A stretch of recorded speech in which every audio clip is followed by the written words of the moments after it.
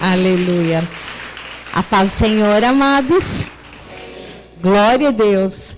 Porque quando nós saudamos a Cristo com palmas, é porque nós também reconhecemos que só Ele é digno de honra, só Ele é digno de glória, e que as nossas palmas a Ele é uma forma de demonstrarmos quem Ele é. Você consegue fazer isso mais uma vez, com mais alegria, com mais amor para Cristo?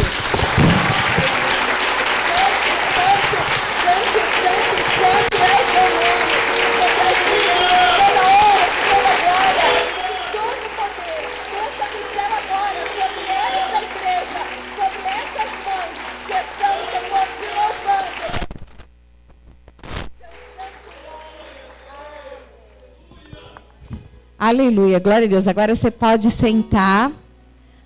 Aleluia. E você coloca para mim Ezequiel 36, por favor. Parece que foram só as nossas mãos se movimentando e fazendo um pouco de barulho. Mas eu quero te dizer que no mundo espiritual, isso significa muito. E através da sua atitude de levantar as suas mãos e glorificar o Senhor com as suas palmas, muitas cadeias foram quebradas na sua vida hoje. Aleluia. Muitos pensamentos que te perturbavam, a partir de hoje não vão mais te perturbar. Porque você escolheu levantar as suas mãos e bater palmas para o único, para aquele que deu a sua vida por mim e por você, Jesus Cristo. Aleluia. Glória a Deus. Talvez a minha tradução seja um pouquinho diferente. Mas vamos lá. Tu, ó filho do homem, profetiza aos montes de Israel e dize: montes de Israel, ouve as palavras do Senhor. Assim diz o Senhor Deus, visto que diz o inimigo contra vós outros: bem feito, e também os eternos lugares altos são nossa herança. O povo de Deus, eles estavam cativos, mais uma vez cativos pela desobediência. E qual foi essa desobediência que o povo de Deus nessa época tinha cometido? Primeira coisa que eles faziam, eles deixavam de buscar o nosso Deus e eles começavam a buscar outros deuses. Segundo, eles cobiçavam a mulher do próximo. Terceiro, eles faziam sacrifícios de sangue, ou seja, eles faziam aquilo que Deus não estava pedindo para eles fazerem. Eles não estavam alinhados ali com os preceitos que Deus tinha deixado para eles. E como consequência, mais uma vez o povo de Deus está cativo de um outro povo. E naquela época, eles estavam cativos. E eles estavam sendo motivo de zombaria para os outros povos, mesmo servindo a Deus. A cidade de Jerusalém, ela estava em ruínas. O templo onde eles adoravam a Deus estava totalmente destruído. E Ezequiel estava vivendo naquele tempo, ou seja, ele não estava ouvindo de falarem para ele, ele estava ali vivendo tudo aquilo que estava acontecendo. Então, coloca o versículo 5 para mim, por favor. Portanto, assim diz o Senhor Deus: certamente no fogo do meu zelo falei contra o resto das nações e contra todo Edom. Eles se apropriaram da minha terra com alegria de todo o coração e com menosprezo de alma, para despovoá-la e saqueá-la. Então, Edom estava ali e já estava destruído, mas eles queriam mais. Eles queriam tomar posse, ou seja, eles queriam que o povo de Deus deixasse de existir. E por isso, o Senhor, vendo tudo aquilo, Porque o povo, mesmo em desobediência, o povo estava em sofrimento. E não era somente o povo, a terra estava sofrendo, as criações estavam sofrendo. Então Deus, ele se levanta. E quando Deus se levanta, igreja? Quando o povo clama. E quando o povo está em sofrimento, existe um certo momento do sofrimento, quando a pessoa, quando eles, naquele tempo, já tinham esgotado as formas de solucionarem o sofrimento, então eles se lembravam de Deus. E no nosso dia a dia, quantas vezes nós também vemos as situações entrando na nossa vida, aos pouquinhos elas vão entrando, e nós vamos procurando, buscando resolvê-las da nossa maneira, do nosso jeitinho, com a nossa força, com a nossa inteligência. E aí essa situação ela vai crescendo, e quando ela toma uma proporção que não tem mais como nós pensarmos ou imaginarmos que somos capazes de resolver, muitas vezes é aí que nós vamos buscar a Deus. Aleluia. E com eles também não foi diferente. Mas hoje, o Senhor nos trouxe aqui para nós refletirmos quais são as situações que estão na sua vida e em que fase estão essas situações. Na fase que você ainda acha que a força do seu braço é suficiente, na fase que você ainda acha que a sua inteligência, que a sua parte intelectual, a sua mente dá conta e você vai conseguir se você fizer.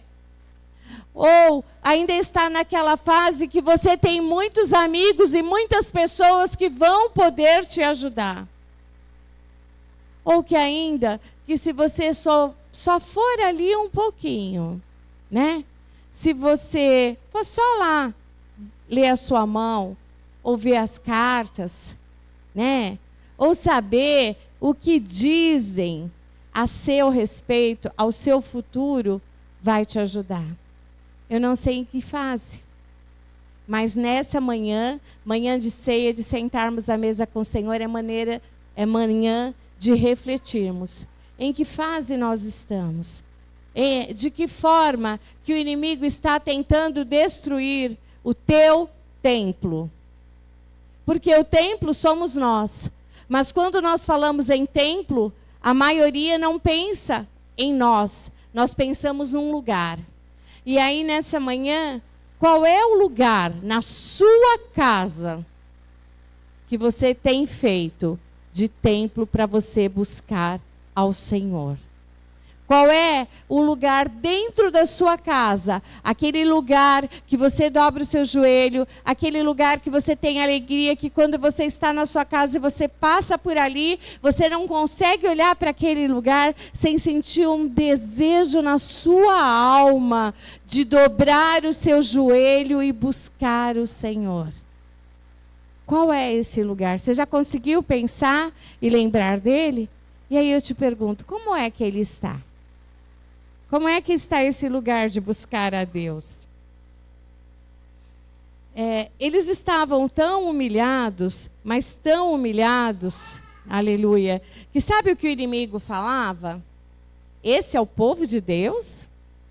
Esse é o povo que busca o Senhor? Olha a cidade como está, olha o templo deles, olha a terra deles, olha a vida deles. Eles riam. Eles zombavam. E quantas vezes nós estamos passando por situações tão difíceis, tão dolorosas, que dói na nossa alma. E as pessoas, ou as situações, ou o lugar onde você está, as pessoas olham para mim e para você, e elas não conseguem ver esta dor. Elas não conseguem ver a nossa dificuldade. Elas não conseguem enxergar a nossa fragilidade. Elas não conseguem olhar para a nossa dor.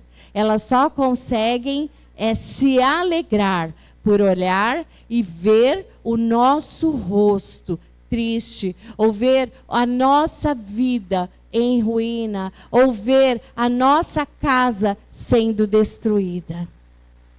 Quantas vezes nós já passamos por isso, ou quantas vezes nós já presenciamos isso na vida de alguém? É nessa situação, era essa situação que eles se encontravam. E nós, quando ouvimos a palavra, nós temos que tentar, porque nós não vamos conseguir com perfeição imaginar a situação que eles estavam passando. E como é ruim você ser humilhado, como é ruim você ser envergonhado, como é ruim as pessoas estarem apontando os seus erros, as suas falhas, como é ruim alguém olhar para você e só falar aquilo que é negativo na sua vida, e como é ruim as pessoas verem que você está precisando naquele momento e em vez de te ajudarem, ficarem apontando a opinião delas sobre o que você está passando. Mas eles não tinham escolha, eles viviam isso todos os dias, 24 horas por dia. Coloca para mim o versículo de número 6. Isso.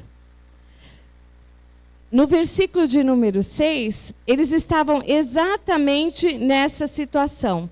Portanto, profetiza sobre a terra de Israel, e dize aos montes e aos outeiros, às correntes e aos vales, assim diz o Senhor, eis que falei no meu zelo e no meu furor, porque levaste sobre vós o opróbrio das nações. E o que esse versículo quer dizer? Que Deus olhou para eles e viu o tamanho do sofrimento deles, e viu o tamanho da vergonha deles, e o tamanho da humilhação que eles estavam passando. E mesmo sem Deus ter feito nada errado, porque o erro o que eles estavam vivendo era consequência do erro deles. O Senhor levanta Ezequiel nesse tempo, nesse momento, e dá uma ordem a ele: profetiza. Coloca o versículo 15. E por que Deus dá essa ordem? Porque eles mereciam? Não, por misericórdia, por amor. Pelo mesmo amor que Ele deu o seu Filho para morrer naquela cruz pelos nossos pecados. Tudo aquilo que nós recebemos, amados, não é porque eu mereço, ou porque você merece, ou porque nós merecemos. É porque o nosso Deus nos ama. É por misericórdia, é por graça do Senhor que nós recebemos o socorro, mesmo quando estamos errados, mesmo quando estamos sofrendo a consequência dos nossos pecados. É por amor, porque Ele te ama, igreja, Ele me ama, independente de como você esteja, independente de como esteja a sua vida espiritual, ainda que o seu templo esteja destruído, ainda que a tua casa esteja em ruína, ainda que a sua saúde mental ou emocional esteja aí toda confusa, ainda que você esteja aí sendo tentada por vozes, e cada um fala uma coisa e você não sabe que direção, ainda que você esteja mal orientado, mal orientada, porque quando nós estamos perdidos, quando não sabemos o que queremos, para que direção estamos indo, nós estamos vulneráveis, e na nossa vulnerabilidade, quantas pessoas, cada uma com uma opinião diferente, e acham que estão nos ajudando. Então eu quero dizer que só tem uma direção para mim e para você, uma direção certa, uma direção que não tem erro. Ouça a voz do Senhor. Aleluia. Se desfaça, ou seja, se livre de todas as vozes.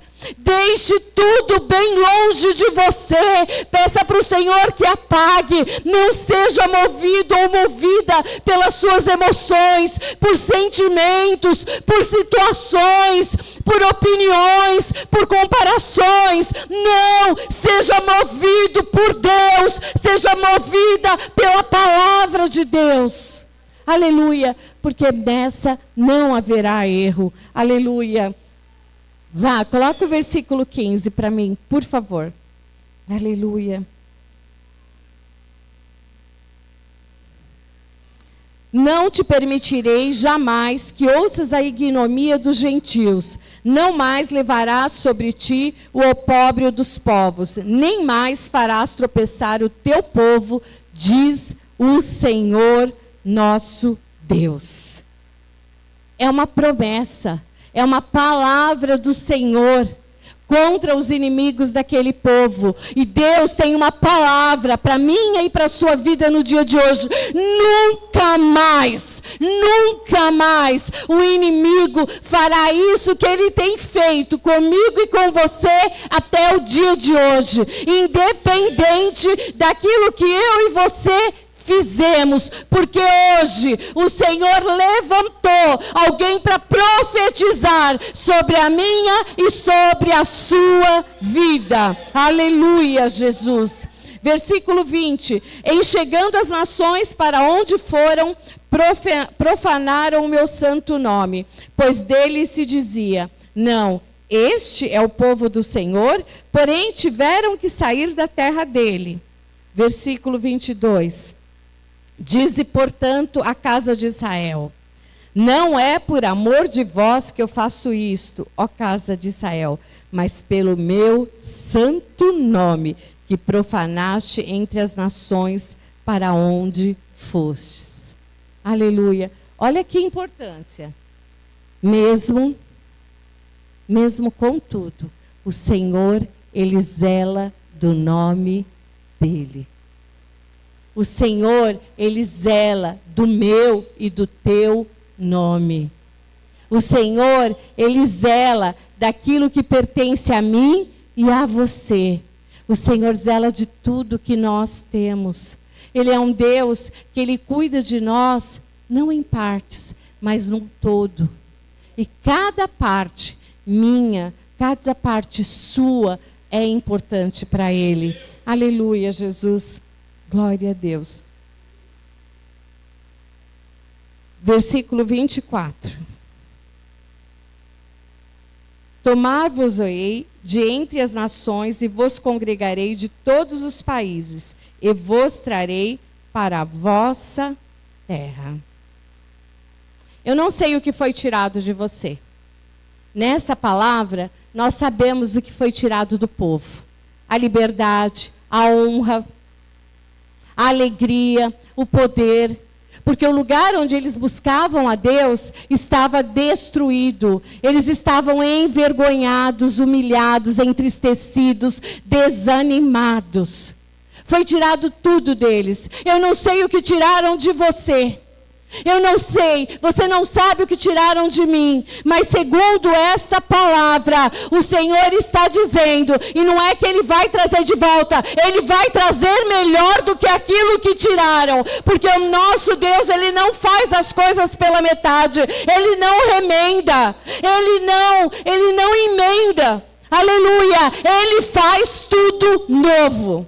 Então o Senhor, Ele vai trazer para mim e para a sua vida. Isso é para a vida daquele que crê. Isso é para a vida daquele que reconhece. Daquele que tem humildade, que tem sinceridade no coração. Para dizer, Deus, eu errei. Eu estou passando essa situação. Porque eu achei que essa minha decisão era de Ti. Eu achei que eu ia ter sucesso aqui. Olha, Senhor, eu achei que se eu fosse por esse caminho, se eu adotasse essa postura, se eu andasse dessa forma, se eu olhasse assim, se eu falasse desse jeito, tudo ia dar certo, mas eu estava errada, eu estava errado, Senhor, e eu estou aqui em humildade diante de Ti, Senhor, com meu joelho dobrado, somente a Ti, que é o Deus da minha vida. Me perdoa, me ajuda, me tira dessa vergonha, me tira dessa humilhação, para que eu venha Te honrar em todas as áreas da minha vida,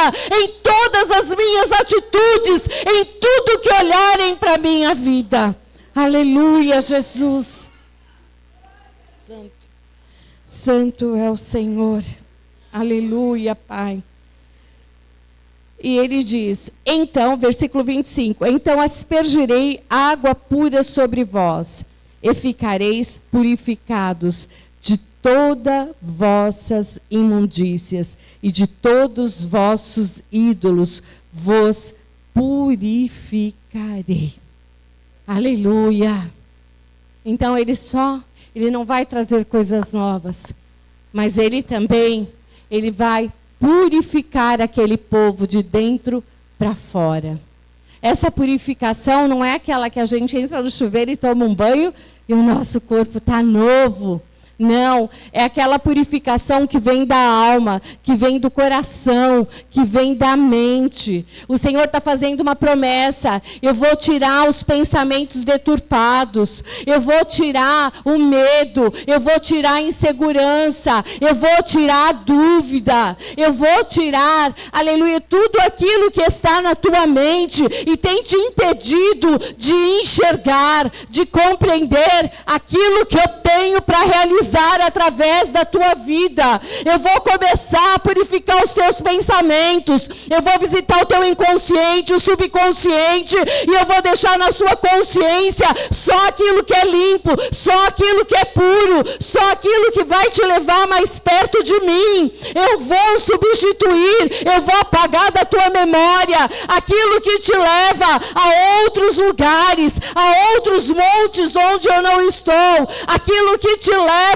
para bem longe de mim, aquilo que te afasta do meu povo, aquilo que te afasta da minha casa, aquilo que te afasta da minha palavra, aquilo que te afasta da tua família, aquilo que te afasta do propósito que eu tenho na tua vida.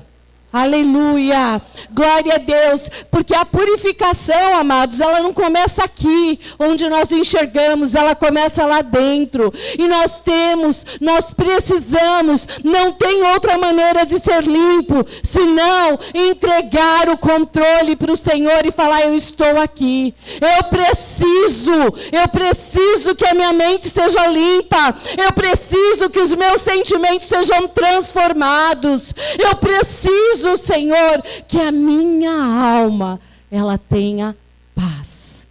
Aleluia.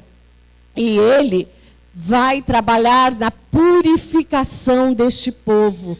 Para quê? Para amanhã eles não estarem tentados de novo a conversar com o irmão do lado, a conversar com o amigo e a sair da presença do Senhor, para que o ciclo não continue se repetindo. E aqui, quando a gente fala de ciclos, nós vemos tantas pessoas que o avô tinha um problema grave com álcool. Mas aí você vai olhar, o bisavô tinha, o pai tem, o filho tem, o neto está tendo e o bisneto também. Isso é um ciclo. Às vezes nós vemos isso no câncer, às vezes nós vemos isso em famílias que vivem brigando, fica um sem falar com o outro. Às vezes nós vemos isso, ciclos de famílias que vão se separando. São vários ciclos. Para que esses ciclos sejam quebrados, é necessário que alguém tenha coragem de dizer: na minha vida, não. Na minha família, não. Em mim, não vai acontecer. Não porque eu sou forte, mas porque eu sirvo um Deus forte, todo-poderoso. E que toda cilada do inimigo contra mim e contra a sua vida seja quebrado agora, em nome de Jesus Cristo. Aleluia. Glória a Deus. Eu vou parar aqui só um minutinho para contar um testemunho para vocês. Rapidinho, mas casa com isso aqui. Eu conheci um rapaz essa semana, servo de Deus, e passou muitas dificuldades.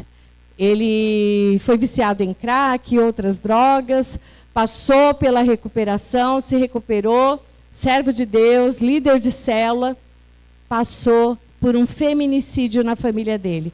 A única pessoa da família que ele tinha, uma irmã. E aí, durante esse processo de luto dele, ele ficou muito, muito triste. E aí, o que ele fez? Ele ficou 8 meses trancado em casa. E a esposa falava assim para ele: você vai entrar em depressão.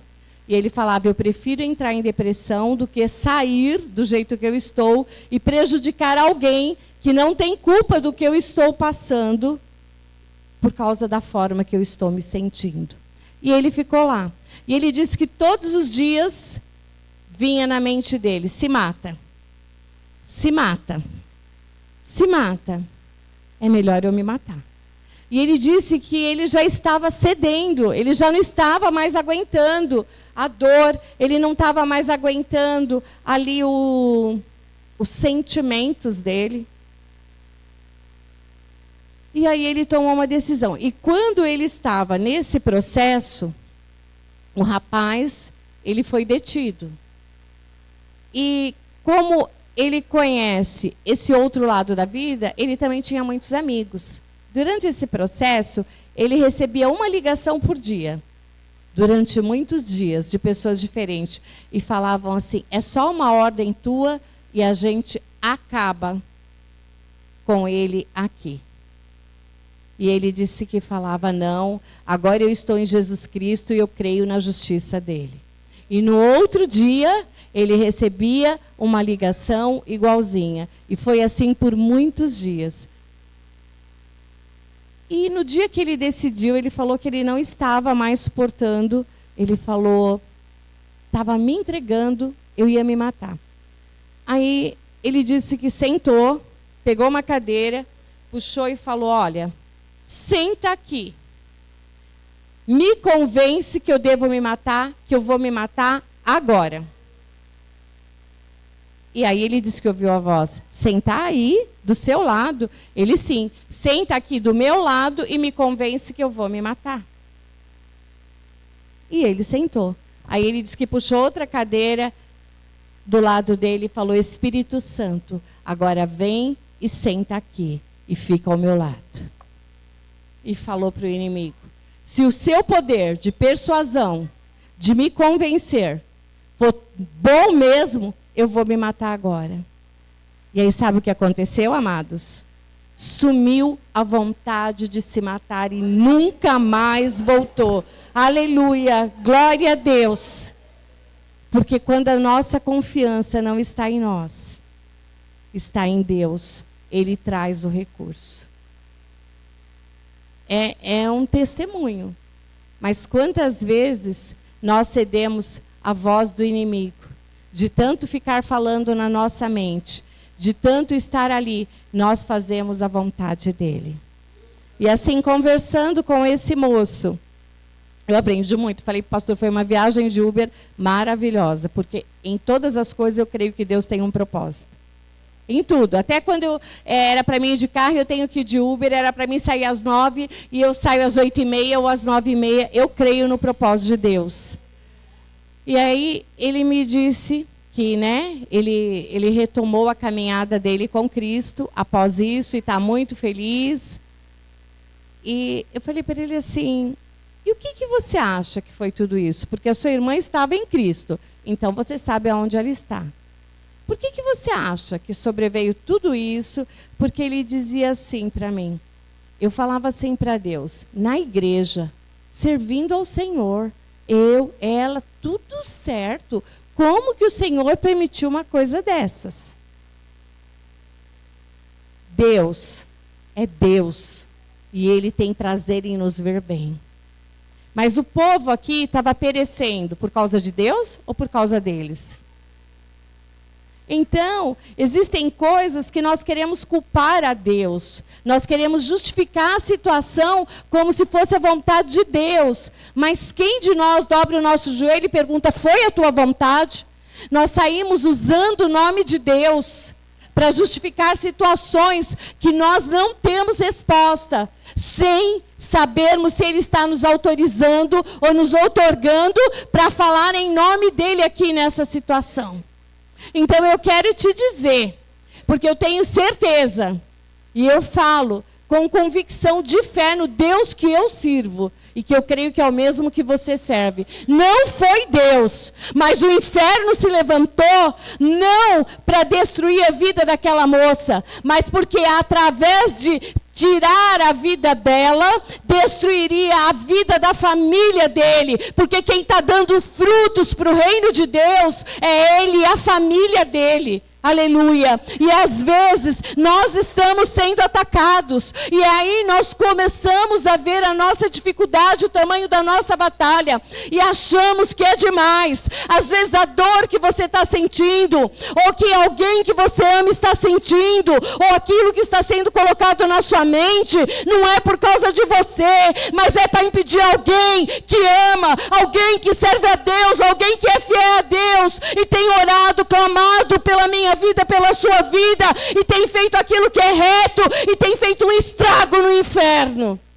Aleluia, para parar a igreja. Então não pare, não importa se foi uma, se foram duas ou se foram três, enquanto eu e você estivermos aqui na terra, nós não podemos continuar sendo como aquele povo ali de Jerusalém. Nós não podemos deixar os ciclos continuarem se repetir, independente do que aconteça, independente dos ataques ou das vozes. Eu não vou parar, você não vai parar, nós vamos até o fim. E se for nos arrastando, um vai estar segurando no braço do outro. Nós temos que ir até o fim, igreja. Até o fim. Olha para o irmão que está ao seu lado. Fala para ele. Se você estiver fraco, eu vou segurar. Mas em nome de Jesus, fala para ele. Nós vamos unidos até o fim.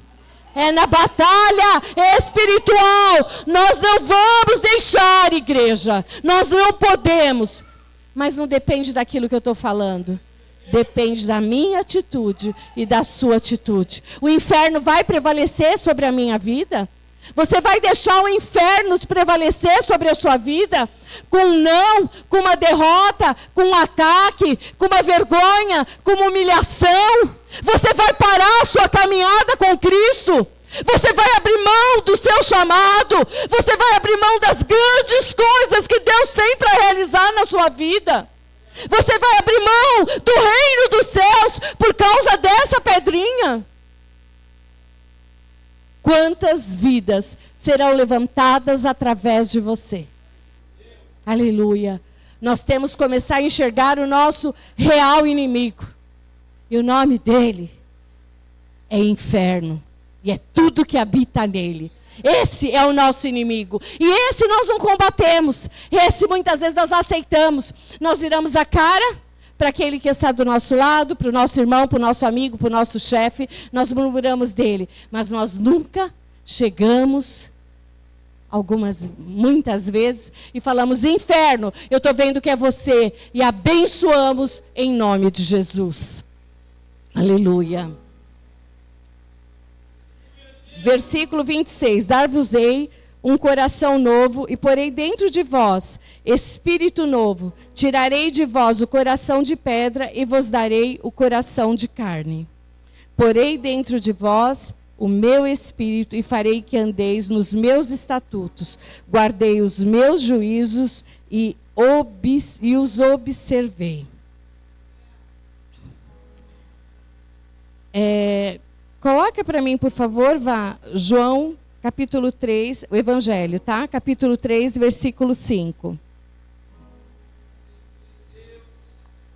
Respondeu Jesus: em verdade te digo, que quem não nascer da água e do Espírito não pode entrar no reino de Deus. Agora coloca para mim Atos 2, versículo 1. Atos 2.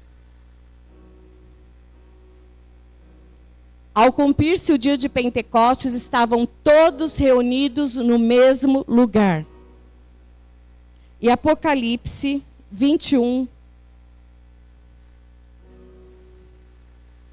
Vi novo céu e nova terra, pois o primeiro céu e a primeira terra passaram e o mar já não existe. Amados, para nós alcançarmos o que o povo alcançou, porque nós vamos finalizar, nós precisamos nos arrepender, termos a nossa mente limpa, permitirmos que o nosso coração também seja limpo, reconhecermos os maus sentimentos que estão lá e pedirmos ajuda. Não é sozinho. Não é sozinho, não é sozinha. Nós temos que pedir ajuda. E aí sim, e pedir para Deus que troque o nosso coração. Porque em determinados momentos da nossa caminhada, da nossa batalha, o nosso coração vira pedra. Parece que nós não conseguimos mais sentir. Nós não conseguimos mais perceber. Nós perdemos a sensibilidade, o ódio, a raiva. A pedra quer prevalecer. E aí quando o nosso coração, ele se transforma num coração mole, ou seja, num coração sensível, num coração que pode ser moldado por Deus, então o Espírito Santo vem. O Espírito Santo de Deus vem e ele nos enche. Ele vem e ele faz com que venhamos transbordar. E nós transbordamos por causa dele. E aí, olha, porque tem uma promessa. Agora, Ezequiel 36, versículo, a partir do 35. Dir-se-á, essa terra desolada ficou como o jardim do Éden. As cidades desertas, desoladas e em ruínas, estão fortificadas e habitadas.